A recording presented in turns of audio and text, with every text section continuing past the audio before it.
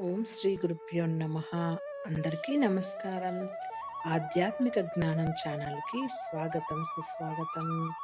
ఇవాల్టి వీడియోలో మహాశివరాత్రి. మహాశివరాత్రి వేళ ఎట్టి పరిస్థితుల్లోనూ ఈ తప్పులు చేయకండి.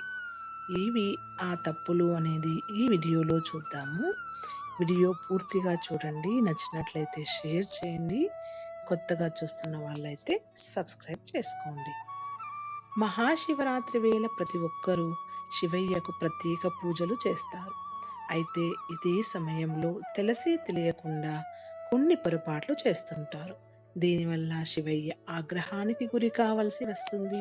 ఈ సందర్భంగా శివరాత్రి వేళ ఎట్టి పరిస్థితుల్లో చేయకూడని తప్పులేంటో ఇప్పుడు తెలుసుకుందాం.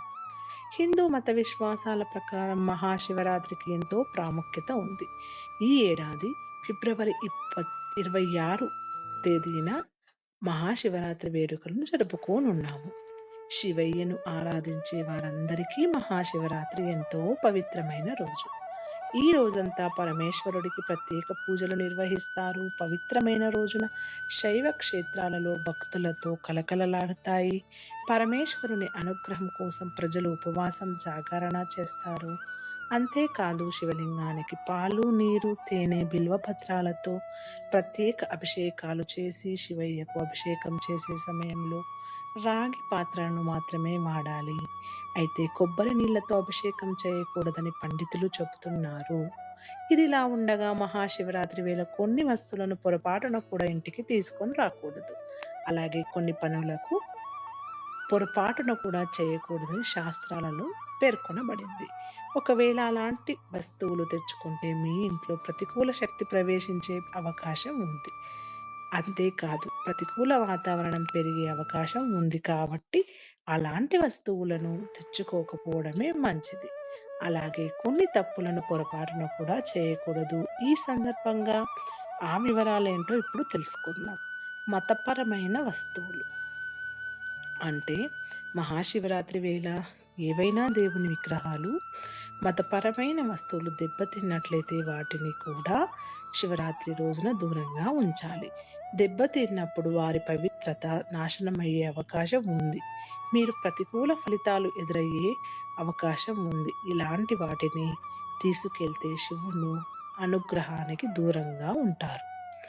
యా రంగు బట్టలు వాడకూడదు అనేది ఇప్పుడు చూద్దాము. మహాశివరాత్రి వేళ పొరపాటున కూడా నల్లని దుస్తులు ధరించకండి. తెలుపు లేదా పసుపు రంగులో ఉండే దుస్తులనే ధరించాలి. ఈ పర్వదినాన ప్రమాదకరంగా ఉండే వస్తువులు, పదునైన వస్తువులు, కత్తులు, చాకు, కత్తెర, సూది వంటి వాటిని ఇంటికి తీసుకురావద్దు.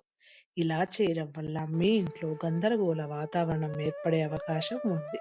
దీంతో మీకు ఒత్తిడి పెరగవచ్చు. తెల్లని పువ్వులతో శివలింగానికి మనము సమర్పించవచ్చు.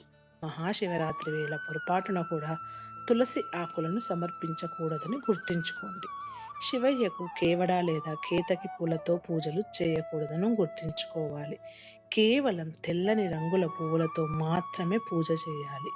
మరోవైపు మనం తెలుసో తెలియక కొన్ని వస్తువులను నిర్లక్ష్యం చేస్తుంటాం. ఈ నేపథ్యంలో తుప్పు పట్టిన వస్తువులను మహాశివరాత్రి రోజున ఎలాంటి వస్తువులు మీ ఇంట్లో నెగటివ్ ఎనర్జీ పెంచే ప్రమాదం ఎక్కువగా ఉంటుంది. దీంతో ఎదుగుదల కూడా కుంటుపడుతుంది. మానసిక ప్రశాంతత కావాలంటే మహాశివరాత్రి వేళ మానసికంగా ప్రశాంతంగా ఉండాలి అనుకుంటే శివయ్యను మనశ్శాంతి కోసం ప్రార్థించాలి. ఈ సమయంలో చాలా శుభ్రంగా ఉండాలి. ఇలాంటి సందర్భంలో పొరపాటున కూడా పగిలిన అద్దాన్ని తీసుకోకూడదు. పగిలిన అద్దాలు ప్రతికూల వాతావరణాన్ని ఆకర్షిస్తాయి కాబట్టి మహాశివరాత్రి వేళ పగిలిన అద్దాలకు దూరంగా ఉండాలి. అలాగే విరిగిన వస్తువులను ఇంట్లో ఉంచకూడదు అని గుర్తు పెట్టుకోండి. ఇంకా వేటికి దూరంగా ఉండాలి అంటే మహాశివరాత్రి వేళ చాలామంది ఉపవాస దీక్ష చేస్తారు. ఈ పవిత్రమైన రోజున మాంసాహారానికి దూరంగా ఉండాలి. అలాగే ఆల్కహాల్ వంటి వాటికి దూరంగా ఉండాలి. కేవలం సాత్విక ఆహారం మాత్రమే తీసుకోవాలి. ఒకవేళ మాంసం ఇంటికొస్తే ఆధ్యాత్మికతకు భంగం కలగవచ్చు. మీరు ప్రతికూల ఫలితాలు రావచ్చు. ఈ వస్తువులను నిషేధించాలి పూర్తిగా. హిందూ దేవాలయాల్లో తోలు వస్తువులను నిషేధం, ఎందుకంటే వీటిని అశుద్ధంగా భావిస్తారు. మహాశివరాత్రి వేళ తోలు వస్తువులు తెచ్చుకుంటే ప్రతికూల శక్తి ప్రవేశిస్తుంది. ఈ సమయంలో మీరు ఆధ్యాత్మిక శక్తిని కోల్పోవచ్చు. అలాగే మీ ఇంట్లో లేదా ఇతర చోట్ల మీరు వాడని పుస్తకాలను, విద్యా సామాగ్రిని, నిర్లక్ష్యం చేయబడిన పుస్తకాలను, దుమ్ము పట్టిన వాటికి మహాశివరాత్రి వేళ దూరంగా ఉండాలి. అవి మీ దైవిక మానసిక స్థితిని పాడు చేస్తాయి. ఇక్కడ అందించిన అన్ని విషయాలు కూడా మీ స్వంత ఆలోచనలతో నిర్ణయాలు తీసుకోండి. ఈ వీడియో కానీ మీకు నచ్చినట్లయితే తప్పకుండా షేర్ చేయండి. కొత్తగా చూస్తున్న వాళ్ళైతే సబ్స్క్రైబ్ చేసుకోండి. మరొక వీడియోతో కలుద్దాము.